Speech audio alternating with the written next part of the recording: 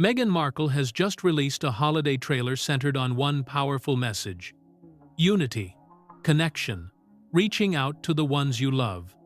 It is visually flawless, it is warm, it is inviting. But there is a glaring paradox that has torn this narrative apart. How can a duchess preach about family connection to millions of strangers, while actively maintaining a total estrangement from her own father and the entire British royal family? The visuals say peace, but the reality screams war. And just as we were trying to reconcile that image, the curtain was pulled back on Prince Harry. In a move that has stunned veteran royal watchers, Harry has been announced as a speaker for a commercial real estate conference in Toronto.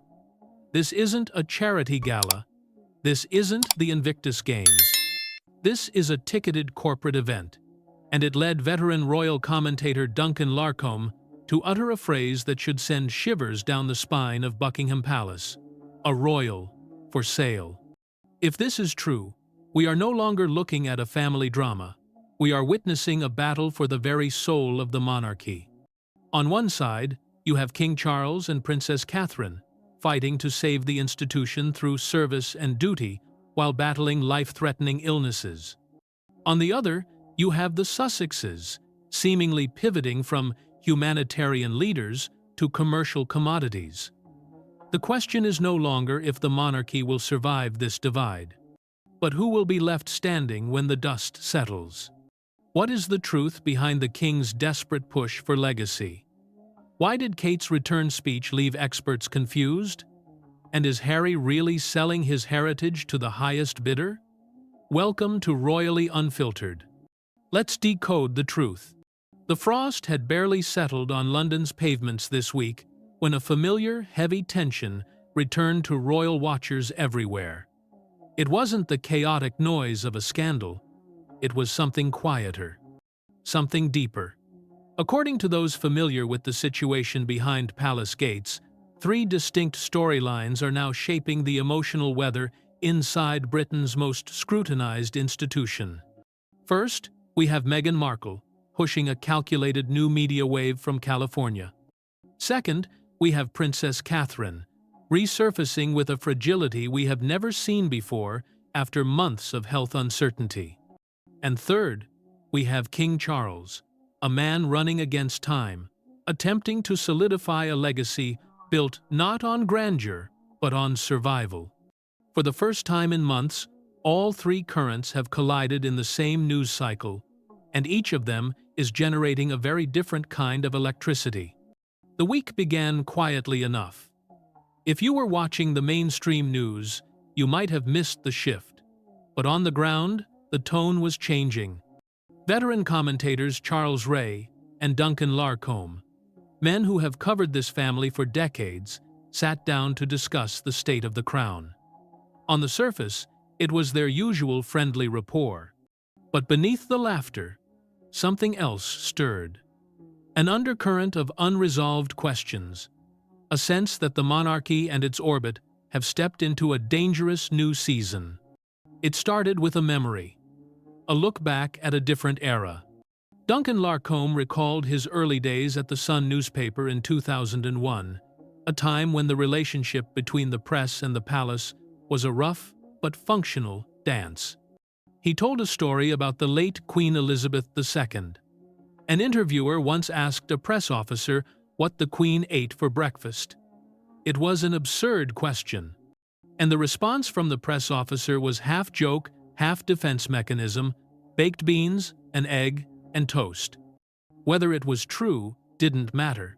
It revealed a human moment. It revealed a time when the monarchy could laugh at itself. A time when the wall between the royal gods and the public wasn't quite so high. But as the conversation in the studio continued, the laughter faded. A soft red flag moment appeared, subtle yet unmistakable. The discussion shifted to a memory of a reporter who once went undercover as a footman in Buckingham Palace. He faked a reference.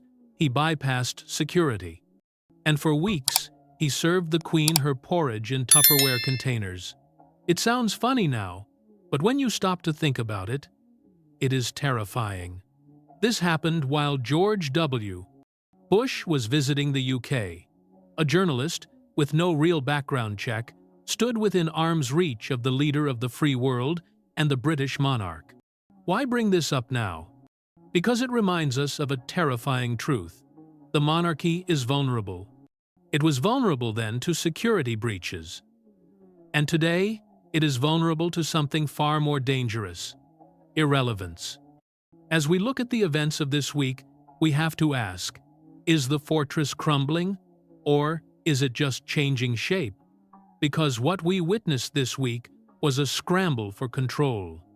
A scramble to define what a modern king, a modern queen, and a modern prince actually look like. Then came the pivot, the moment King Charles stepped back into the blinding lights of the public eye. He wasn't on a balcony. He wasn't wearing a crown. He was walking through the glowing, festive displays of Fortnum and Mason, the luxury department store in Piccadilly. To the casual observer, this was just a nice Christmas photo op. The king, surrounded by hampers and jams, waving to shoppers. But look closer. According to accounts, Charles was there to visit the store's kitchens to mark 2 years of his coronation food project. This is an initiative close to his heart, designed to deliver millions of meals to the hungry nationwide. It is noble work. It is necessary work. However, the panel of experts noticed a quiet edge lingering beneath the praise, a question that bubbled beneath the surface. Isn't it revealing, one commentator noted, that the king's charitable project is highlighting a gap that the government hasn't closed? Think about the optics.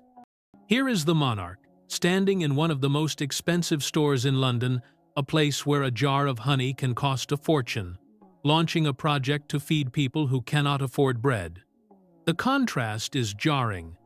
It is the kindness of one man, contrasted against the massive scale of a nation's need. This leads us to a critical emotional hook. We are watching a king trying to save what can be saved. He knows he cannot fix the economy. He knows he cannot influence Parliament. So, he is doing the only thing left to him. He is using his presence to fill the void. Fortnum and Mason glowed like a jewel box on Piccadilly. Its windows were drenched in Christmas red, but inside, something serious was unfolding. Charles stepped into those kitchens not as a distant figurehead, but as a man on a mission. Reportedly, he considers this project his personal legacy. In just 2 years, it has saved millions of meals from waste. It is practical, it is tangible. But on the broadcast, Duncan Larcombe and Charles Ray offered a critique that we rarely hear. They praised the effort, yes, but they pointed out the danger. When a king steps into the realm of social welfare, he walks a razor-thin line. If he does too much, he looks political. If he does too little, he looks heartless. As Charles greeted shoppers, laughing that he might be ruining their shopping experience, he was doing something very specific. He was reminding the public that the crown's relevance isn't confined to gilded palaces. He was saying, "I am here, I am useful." But the scrutiny is quieter now. It is shaped by decades of familiarity. The micro-hook that landed for me was this. This wasn't the Charles of years past. This wasn't the man criticized for talking to plants or having quirky passions. This was a man tempered by the weight of the crown, and perhaps tempered by his own mortality. According to those who have followed him for decades, he seems more certain now, more purposeful. But in that certainty, a vulnerability has emerged. The wonder of the people who ran into him, their surprise, their excitement. It reminds us that the admiration for the monarchy may ebb and flow, but it rarely vanishes completely. Yet, the red flag remains. Supporters see purpose, critics see optics, and investigative voices hover in the middle, asking, is this enough? Can a few million meals save a reputation? Or is the king simply putting a bandage on a wound that requires surgery? If Charles represents the work of the monarchy, Princess Catherine represents its soul, and the air shifted completely the moment she appeared at the UK Future Workforce Summit. It wasn't the applause, it wasn't the flash of the cameras. It was the silence. A collective inhale from the room. According to accounts from attendees, the atmosphere felt heavier than usual. Everyone in that room was aware of what she has faced in the months prior. The chemotherapy, the disappearance, the fear. Yet, there she stood, steady, composed, speaking about dignity, tenderness, and the kind of leadership that begins at home. Her words carried warmth, but they also carried a distinct fragility. She spoke of how a loving home teaches us how to care. She spoke of emotional intelligence in business. It was symbolic. It was hopeful. But almost immediately, the reaction split in two. And this is where we have to be honest, even if it is uncomfortable. On one side, admiration surged. Viewers saw resilience. They saw a woman who had looked into the abyss of a cancer diagnosis and returned with quiet conviction.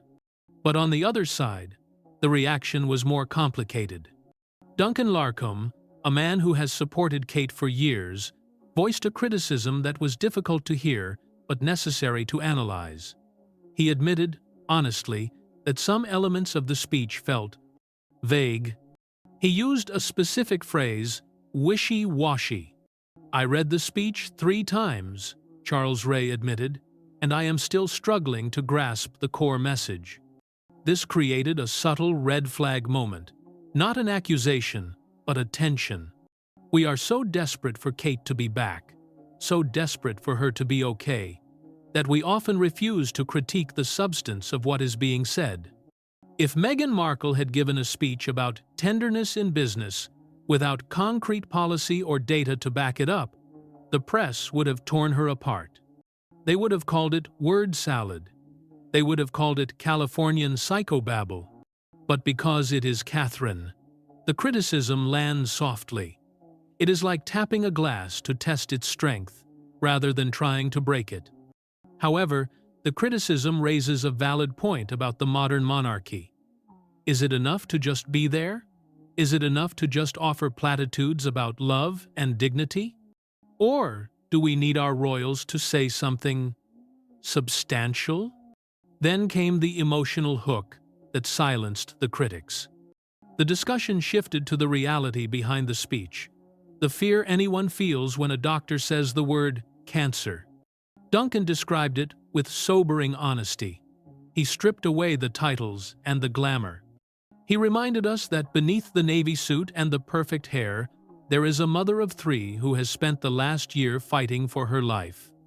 When viewed through that lens, the speech changes.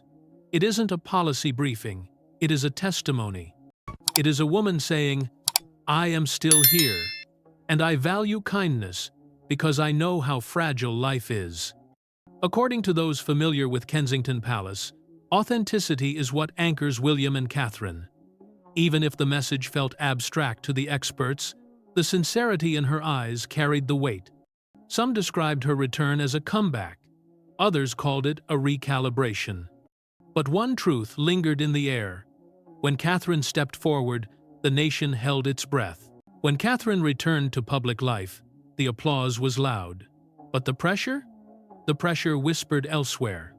Many eyes shifted to Prince William, not with criticism, but with a new kind of curiosity. According to those familiar with royal duty, whenever one member of the Wales family is down, the other absorbs the weight, and for nearly a year, Prince William has carried more than many of us realized. Let's review the investigative pattern of his recent appearances. Global trips, charity engagements, the Rio Top 30, brief moments with Paddington Bear. None of these events were extravagant. None were theatrical. They were steady. They were consistent. Each appearance revealed a man balancing enormous public responsibility with an unimaginable private strain. Charles Ray put it plainly, though softly. He addressed the critics, the keyboard warriors, who say William doesn't work hard enough. "What do people expect him to do?" Ray asked. Think about the reality.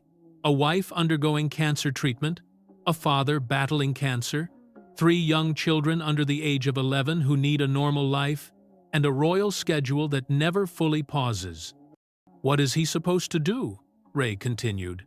Leave them alone to go cut a meaningless ribbon somewhere? This is the question rooted not in defensiveness, but in clarity. We are seeing a shift in the definition of royal duty. Years ago, duty meant sacrificing your family for the crown. It meant leaving your children with nannies to go on 6-month tours. But William is rewriting the contract. He is prioritizing the human over the symbol. And then, the microhook landed. Duncan spoke of William as a young man. He remembered the boy who walked behind his mother's coffin.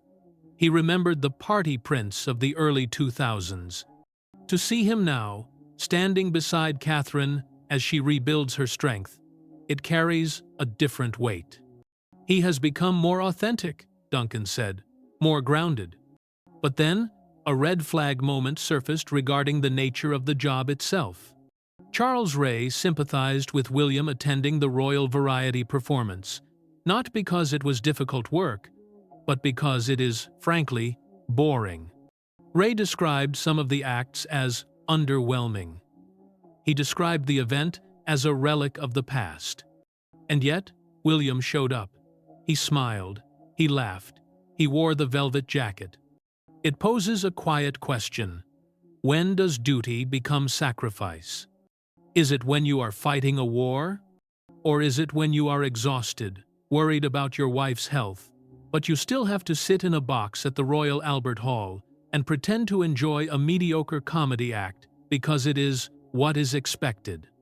That is the modern struggle. And then, the moment that broke the internet, the air kiss. As William and Catherine exited their car for the red carpet, William offered a tiny, almost imperceptible gesture, an air kiss toward his wife. It was barely a movement, but it was emotionally loud. Safe analysis suggests it was just affection. But deep down, for those of us watching closely, it felt like a sigh of relief.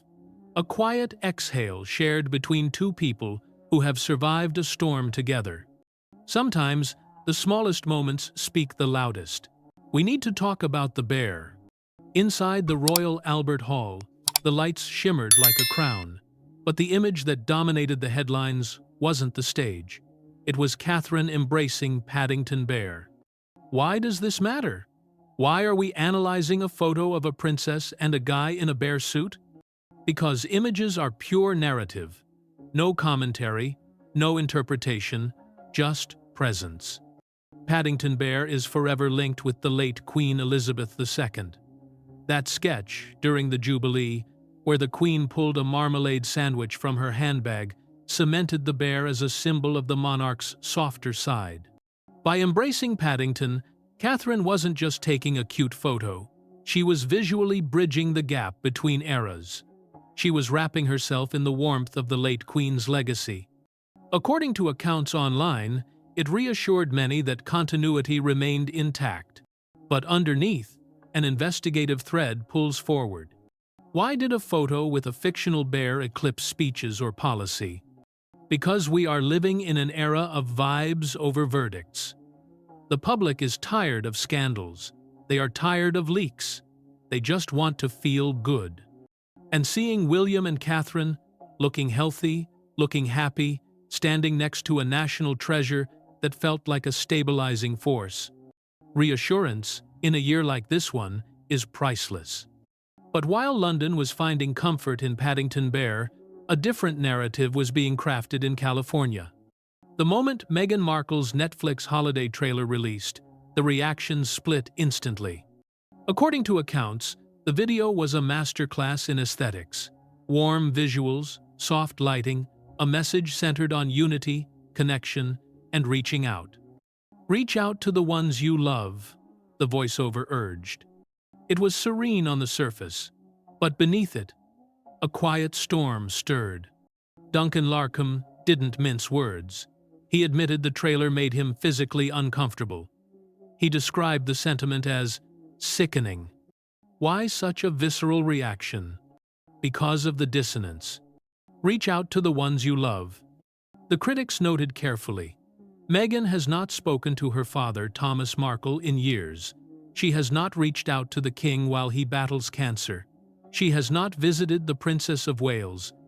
Her distance from key family members made the message land awkwardly. It felt like a postcard from a place that doesn't quite exist. Charles Ray added that the trailer felt overly polished, almost sugary. It's schmaltz, he said. It is designed as an advertisement for her. Then a micro hook appeared. Viewers described a faint hollowness beneath the beauty. The visuals were flawless. The turkey was perfect. The flowers were perfect.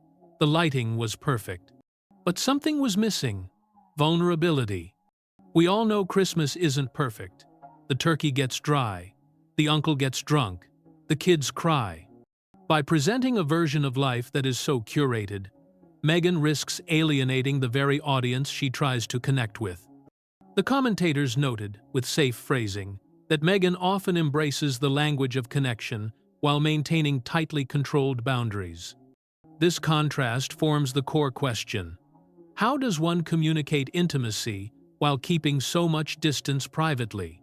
As if the trailer wasn't enough, Harper's Bazaar released a glowing profile of Meghan at the same time. And this article is a goldmine for psychological analysis. The profile painted Meghan as poised, reflective, and at ease with global fame. But inside the text, there were details that drew sharp attention. Details that felt like subtle red flags. The first detail came immediately. Meghan arrived at a venue in New York. It was a casual setting. Yet, she was formally announced by a handler as the Duchess of Sussex. Here is the kicker. There were only two people in the room, Meghan and the interviewer. Why do you need to be announced as a duchess in an empty room? Safe phrasing frames it as unusual, but critically, it suggests a deep-seated need to enforce hierarchy. Compare this to Catherine.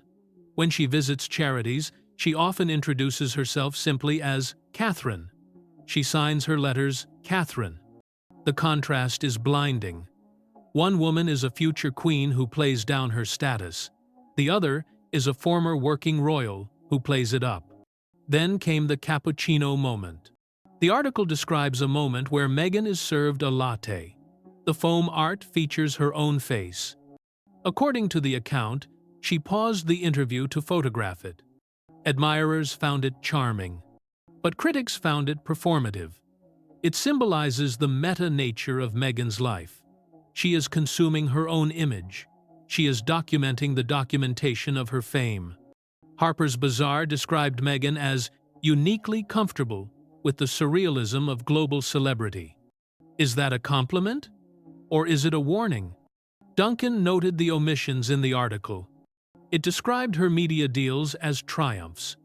But it didn't mention the cancelled Spotify deal. It didn't mention the grifter's comment by a Spotify executive. It didn't mention the staff turnover. Then a microhook surfaced. Meghan shared nostalgic memories of making preserves with her grandmother. This was a detail newly emphasized to connect to her new jam brand. Sweet? Yes, but unusual in its timing. Where was this story 5 years ago? Why does it surface only when there is a product to sell? The red flag moment landed quietly. Is Meghan shaping her image more around the symbolism of royalty than the substance of it? The commentators didn't accuse her of lying. They simply analyzed patterns, controlled narratives, selective access, curated identity. Less royal tradition, more Hollywood branding. And finally, we arrive at the most troubling storyline of all, Prince Harry. When news broke that Prince Harry would headline a political and real estate conference in Toronto, the reaction was instant, and it was uneven. According to those familiar with royal protocol, a senior royal addressing such an event would once have been unimaginable. But Harry is no longer bound by those rules. Promotional materials described him as a humanitarian, military veteran, environmentalist. A powerful resume. But the venue? A Hilton ballroom filled with real estate executives. The topic? Not saving the planet, not mental health, but resilience in the context of commercial assets. Duncan Larcombe didn't hide his discomfort. In fact, he looked genuinely sad. To him, this pointed to a tragic pattern. Harry becoming, as he described, a royal for hire. "It churns my stomach," Duncan said. "Is there nothing he won't do for a bit of money?" This is the micro-hook that breaks your heart. Duncan spoke of the Harry he once knew. The warrior prince. The guy who hated the cameras. The guy who just wanted to be one of the lads in the army. The guy who created the Invictus Games to help wounded veterans. Reconciling that Harry with the man standing on a stage at a real estate conference, it feels jarring. It feels wrong. Charles Ray added nuance. In his view, Harry's recent engagements seem shaped less by service and more by opportunity. When you are detached from the official royal purse, every invitation becomes a potential paycheck, and paychecks come with strings attached. You are no longer a leader. You are a speaker. You are entertainment. Then came the red flag moment. According to those who track the Sussex professional ventures, Harry's appearance in Toronto hints at financial pressure. Think about it. The Spotify deal is gone. The Netflix deal is nearing its end. Meghan's lifestyle brand hasn't fully launched. If the business initiatives haven't scaled yet, Harry's voice is the only asset left to sell. Is Harry building a new identity, or is he drifting into one shaped by circumstance? A prince in uniform on humanitarian ground sends a message of strength. A prince on a conference stage, sandwiched between investment bankers, sends a message of desperation. By the week's end, one thing had become unmistakably clear. The monarchy is not being shaped by one grand event. It is being shaped by the friction between these competing narratives. Charles anchors tradition through service. He is filling the gaps the government left behind. Catherine anchors the future through resilience. She is bringing tenderness to a hardened institution. Meghan builds her orbit through visibility. She is curating a perfect image in an imperfect world. And Harry? Harry searches for meaning in the marketplace. Their paths are diverging. One path leads to the steps of Fortnum and Mason, discussing food waste. The other path leads to a Hilton ballroom, discussing real estate assets. The contrast defines the momentum. And within that contrast, the next era of the monarchy is already forming. It is a battle between legacy and leverage, between duty and deals. The frost may have settled on London, but inside the palace gates and across the ocean in Montecito, the fire is just beginning to burn. I'm Gossip Gauge. What do you think? Is Harry really a royal for sale? Or is he just a man trying to survive? And does Meghan's holiday message of unity ring true to you?